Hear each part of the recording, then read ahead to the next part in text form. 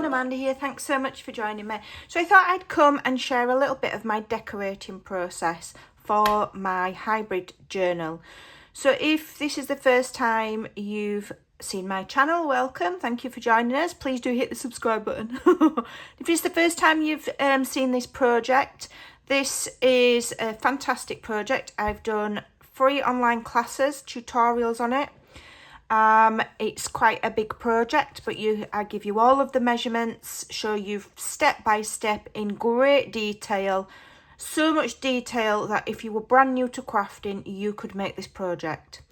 I'll link the playlist that those videos are on in the description box below. It's called my Journal Enjoy Monthly Journals playlist, and it's in there.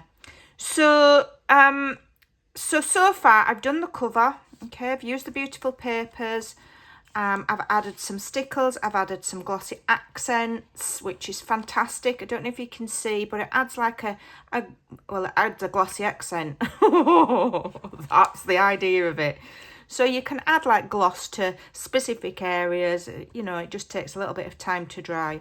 So anyway, on the inside, so I thought I'd share just a little bit of my process so you can see how my brain works. And then I probably won't show any more until the final review. If you're doing this project, you are more than welcome to completely and utterly watch the videos, see what paper I've put where, and copy it exactly. If you just need some inspiration, I don't mind. So in the first instance, what I do when I'm choosing my papers is I don't always print out the whole entire collection if I'm making folio. I do for journals. For the journal section, I printed out the entire collection. And what I do is I have a think. First of all, I see what I've got left over scrap-wise and see what I can utilise.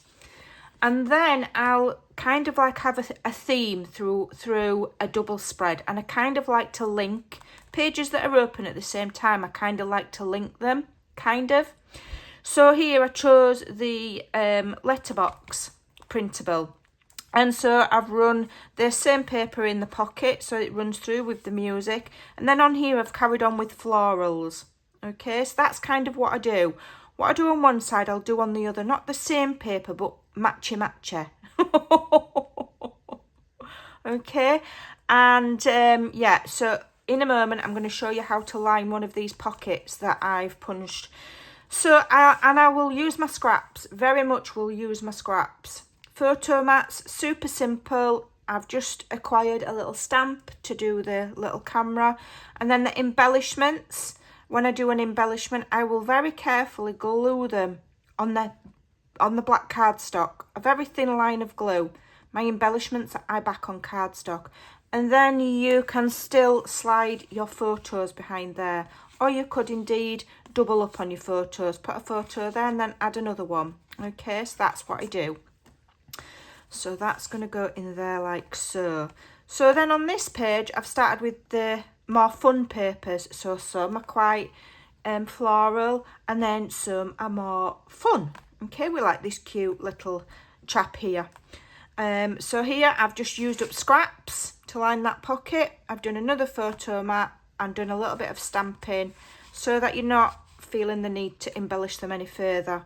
I get cheap stamps from AliExpress. Okay, so this is the camera one. Most of it's actually of the wording I think is in Spanish, either Spanish or Italian, I don't know, but I just like the camera icons. And you've got some of the sizes as well, and it was like £3 or something.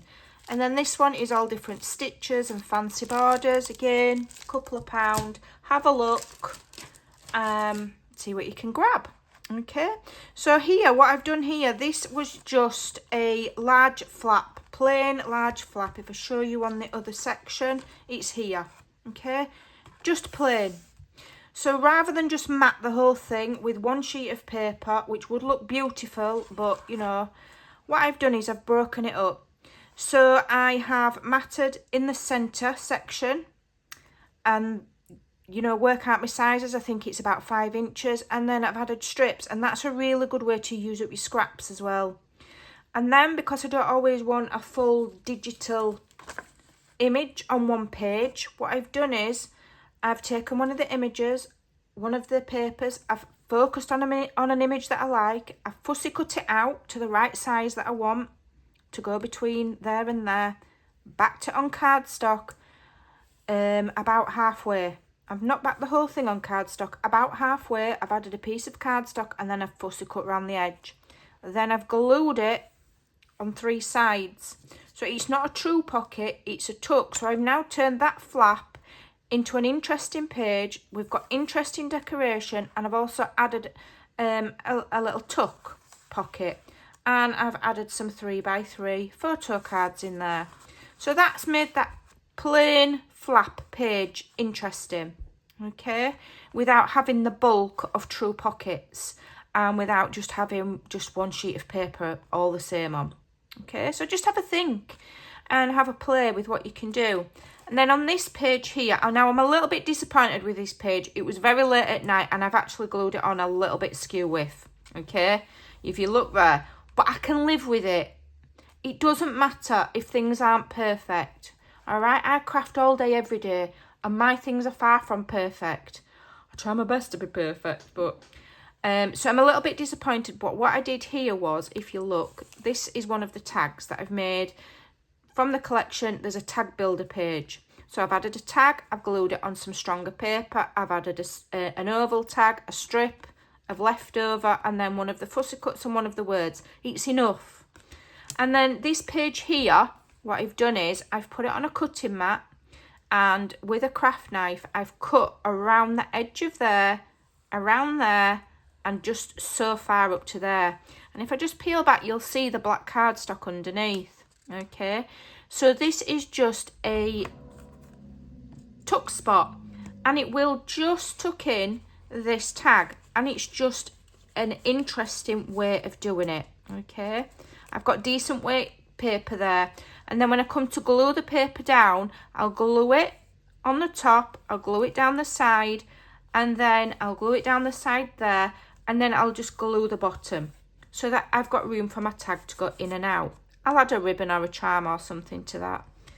Now, I wanted to make the image a little bit more fancy, and so I've trimmed off the wordage from another piece and glued it to the bottom.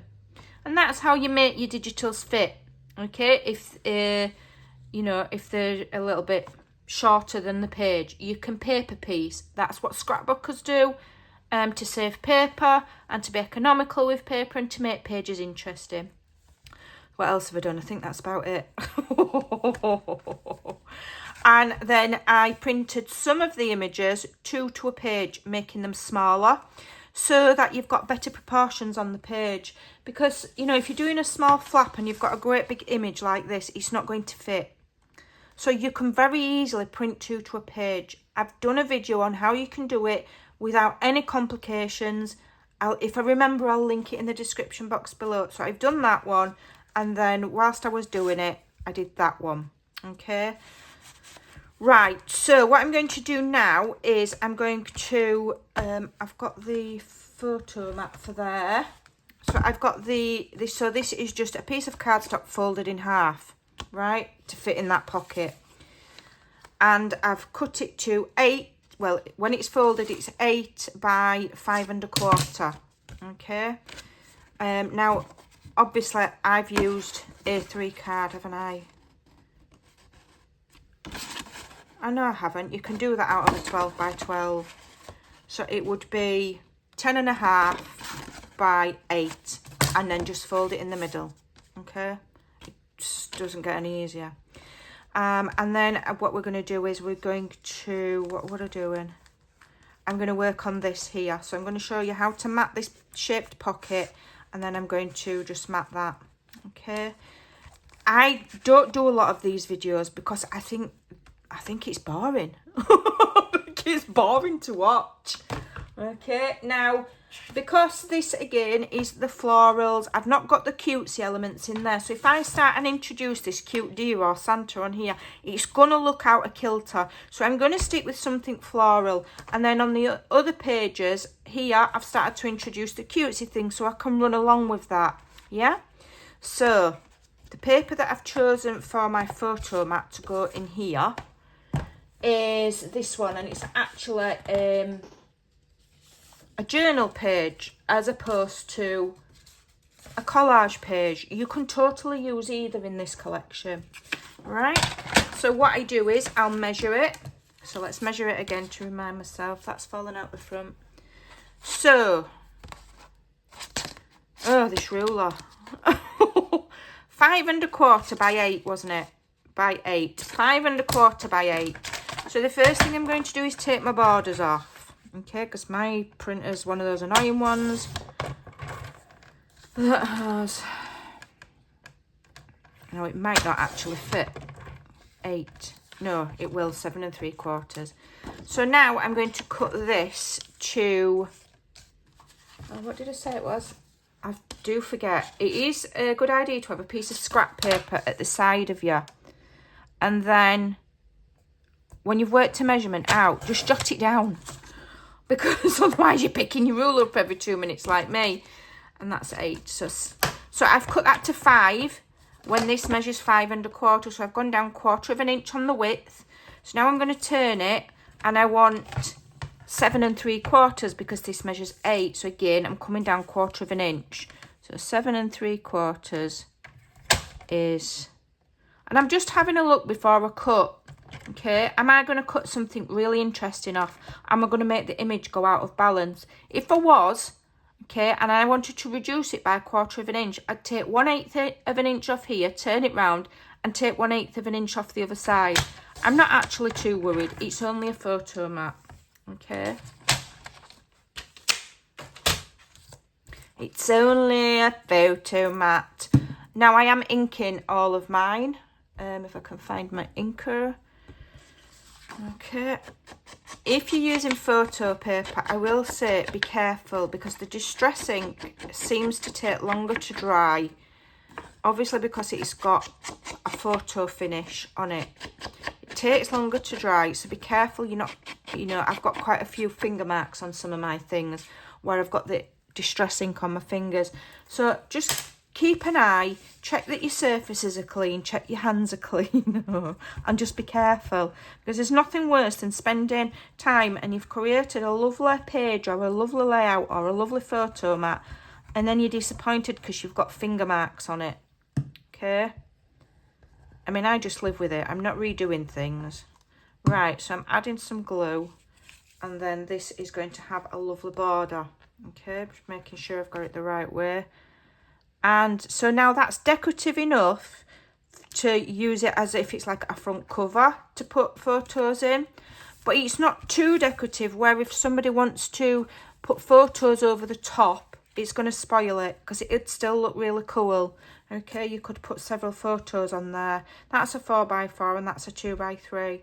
Okay.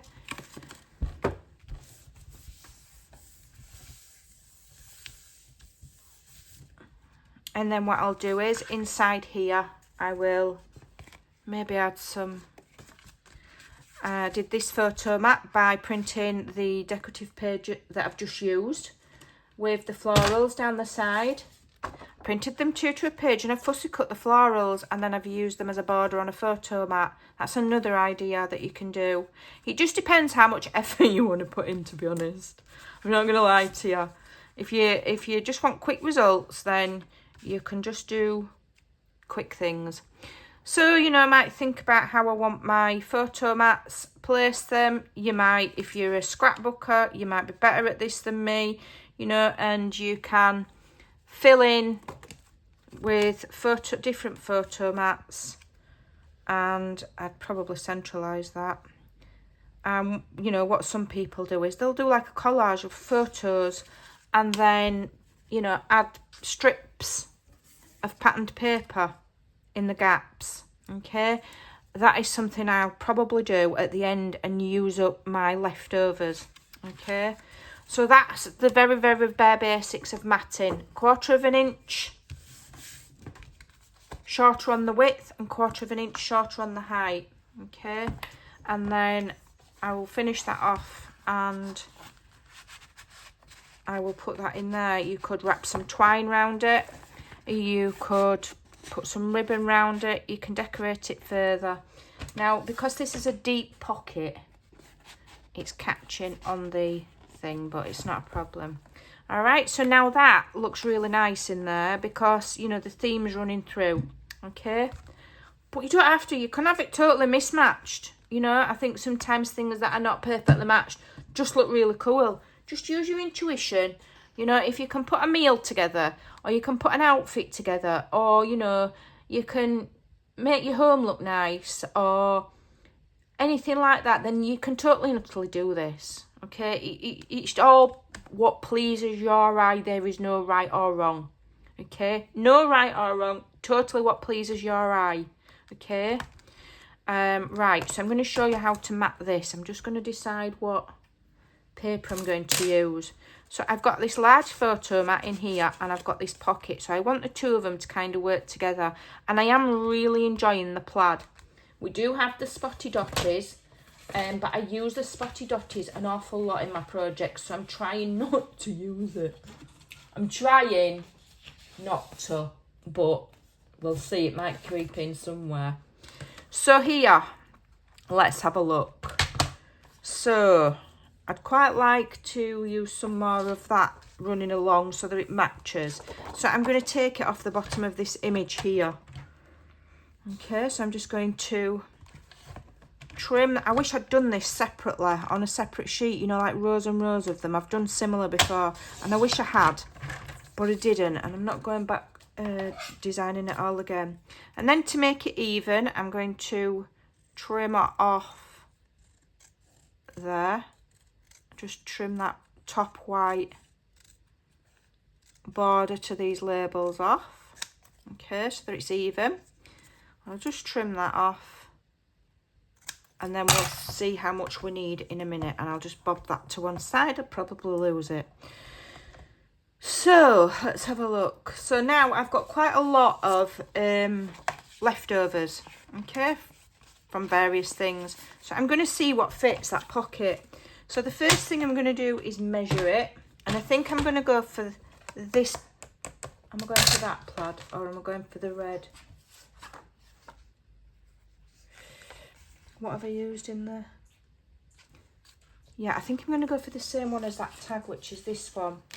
So I'm measuring my pocket from the very top, and this pocket measures 3 1/4. Let me just remove that. 3 1/4.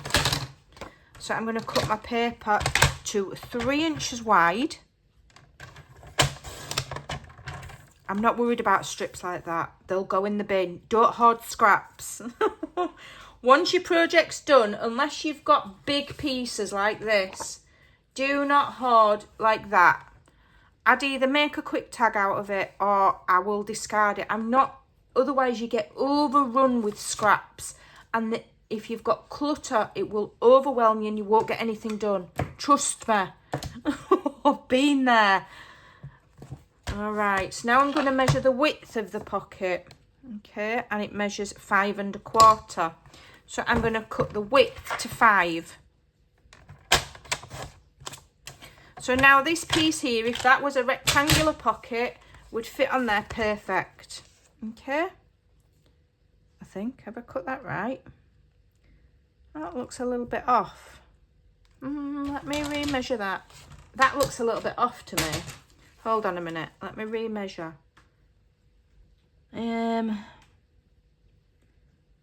Right, it's actually 3 3/8 is that pocket. That's why it looks off.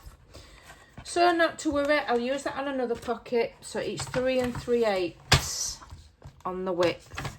So I'm going to cut it to 3 3/8. 1, 2, 3. Down 1/4 inch is 3 1/8, isn't it? 3 1/8. So it just needed to be slightly bigger. That's why it's off. 3 1/8 by, and this is why you should write it down, 5. Okay. So always lay it down and check it before you glue it. Okay. You'll know if it looks right because you'll be able to tell immediately if you've got even space all the way around, and I could tell that mine wasn't. So now to do that cut, so I use the envelope punch board okay, and I went up to the 1.5 inch mark. So what we want to do here is we want to go down 1/8 of an inch on each side. So we're going to put it into 1 3/8, which is the mark just below 1.5. Okay, and then I'm going to punch. Then I'm going to turn it over and I'm going to go to 1 3/8. And if you do all of your pockets the same size when you're using the envelope punch board, you won't forget what you need to be doing. And again, have a little piece of notepaper at the side and write down what you used on the envelope punch board if you shaped your pockets, what size you went to, so you don't forget, because it can be a little bit tricky to measure what you've done after the fact. Right, put it in my trimmer, trim. Okay. I never get that perfect. I never get it perfect. I'm always worried I'm going to cut too far. There we go. And then I'm going to ink it because I'm an ink monster. So this is why I don't do matting videos, because I think it's a bit dull. I think it's a bit boring. Okay, and then when it comes to doing my embellishments, I kind of make them as I go. If I think on to do, you know, come up with anything amazing, you know, that I think's really beneficial, then I'll show you. But I can't do videos for the sake of it. I can only do a video if I think I'm sharing something important or I'm like teaching you a process. You know, I'm not one for switching the camera on for an hour and doing really not all the right lot, because I can be spending that time crafting. You know, I'm not a grade grabber. I'm not out for views for the sake of it. I have to feel like it's useful. So if I just stick a piece of white in that pocket there, okay. Now I nicked mine when I was cutting it, but this paper's going to resolve it. And then that will layer on there, okay. Make sure you've got it even space top and bottom, and that'll layer on there lovely. All right, and that's how you do it. That's how you do it. So now I want this running across here. All right, I'm not worried if the words don't match up. I'm not that much of a psycho. All right, so I'm just going to, what did I cut that to? Forgotten. Did I do it to 5? You'll be shouting at the screen, 5, Amanda, 5. Yeah, it is definitely handy to just have a little piece of paper at the side of you. Write down what you're doing so that you're not remeasuring everything 10 times. So this wants to be 5. I'm going to cut it there. I'm not worried that the words are not, you know, following on. It doesn't matter.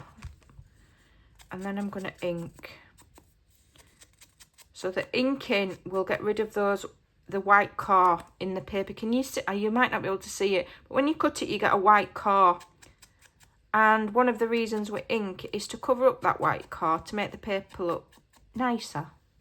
For want of a better word. Just looks nicer. All right, so now I'm just going to very carefully add some glue. I'm using my Collal because my Nuvo has run out. And I'm going to layer that on the bottom. I'm going to make sure it lines up with that one. So I don't want to lose my gap. I'm not going it straight to the bottom. I'm putting it over the top. Okay. And then I might have a look at some of my embellishments and see what might look nice on there. It might look nice to put Santa on there maybe. Okay. Because I'm a loon, I'll have to back him on black cardstock, and then I'd add him there, and I'd probably just glue him on 2 sides so that then I've got an opportunity to tuck something behind if I wanted to. Okay, so always think how you can maximise what you're doing. So now I want the photo mat that goes in there. So we want to decorate this photo mat, so a little bit more decorative to go with that plain bottom part. So let's have a look. What have we got? Can I use that? I don't know if I want to use that because I just did the reindeer on the other side, but I'm all for using up scraps. Let me have a look. Right, so that, if I use that, for example, okay, this is not a wise choice of paper. I'm going to tell you why. I could just cut another photo mat and make it bigger, by the way, but I'm going to explain why this is not a good choice of paper. So it's bigger than my card. So to make it smaller, I'm going to have to either cut some more of the little reindeer's legs off, then they're going to look disembodied, or I'm going to end up cutting the star off of the tree. We don't want that, okay? It's going to look clumsy. So I'm going to look for another piece. Let's have a look at this Santa here. Okay, so that could work. So let me get a pencil and a piece of paper. What does this measure? And I did cut this 5 by 7 1/4. So I want 4 3/4 by 7. Okay. So I'm going to have to trim my border off. And I've written down what size I need it to be, 1/4 inch shorter on both sides. When my piece is 5 by 7 1/4, means I'm going down to 4 3/4 by 7. Okay, just keep practicing. If you're new, if you've been crafting years, I'm not teaching you anything new, but I always like to do things as if everybody's brand new. That way, anybody that's brand new is learning. But also, even if you've been at crafting 25 30 years, every day's a school day. It is for me. Right, 4 3/4. So let's go to 4 3/4. You know, you could have been doing something a certain way for 40 years and then somebody else does it a different way and you think, blimey, that's a bit easier, I'll try that. You know, it's not because we're trying to teach your grandma how to suck eggs. Okay, and then I want 7. So let me have a look. 7. Am I going to lose all of that December? I can live with that. I can live with it. I'm not losing all of it. Okay. Get it inked. So this is going to be a decorative panel, but somebody can still stick a photo over the top. And, you know, they can put a photo on the back. I'll probably just leave the back plain. I might add a photo, I'm not sure yet. Depends how much of a will to live I have left at the end. I get very engrossed and very involved, and I am one of those crafters. I have to do one project at a time. I do not have works in progress in my craft room. I don't. The only works in progress that I've got are when I'm doing digitals, because I sometimes will have to come away and look at them with fresh eyes another day. But craft projects, I make them and I stay on that project until it's finished. So by the time it's done, I can be quite shattered. But if I'm not saying I've got ADHD, I don't have any diagnosis, but I am very, very, like, I can be a bit manic. So if I don't focus on one thing at a time, I would have things piled up.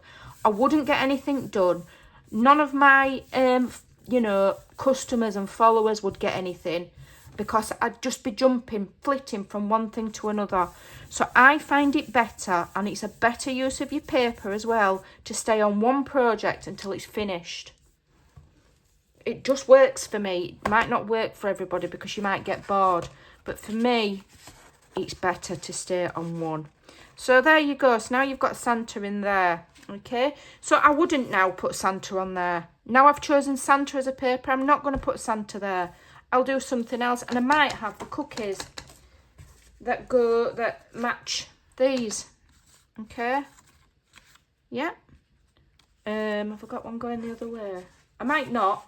I've not decided yet. I might not. I think I've used the other ones.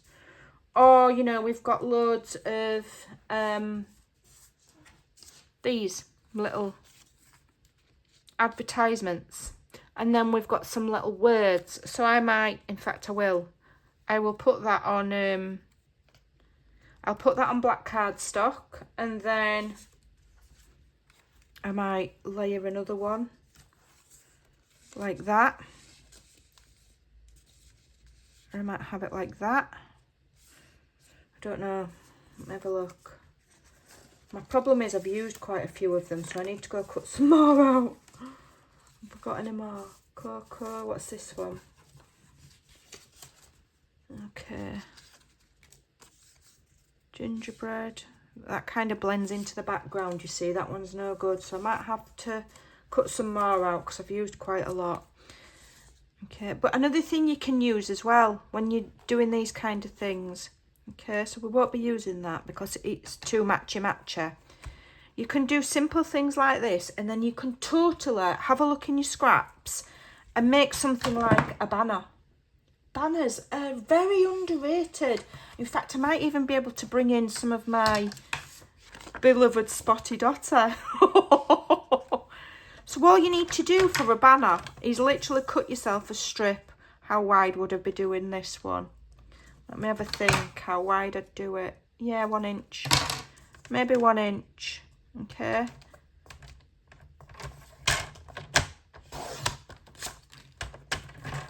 Yep. Decide how long you want it. I will be adding this on black cardstock, so I'm not going to glue it down. I'm just showing you. Decide how long you want it. How long do you want this banner to come out? It could come right out to there. That would look cool. Okay, so then I'll grab my scissors. Okay, and I'll cut it. If you've got a banner punch, brilliant, get that out. If not, then you just eyeball for the middle. You snip up, then you snip from one corner to where you've snipped, and snip from the other corner to where you've snipped. Now these don't need to be perfect. They almost look better when they're not perfect. Okay, but if you've got a banner punch, go for it and use it. Add a bit of ink.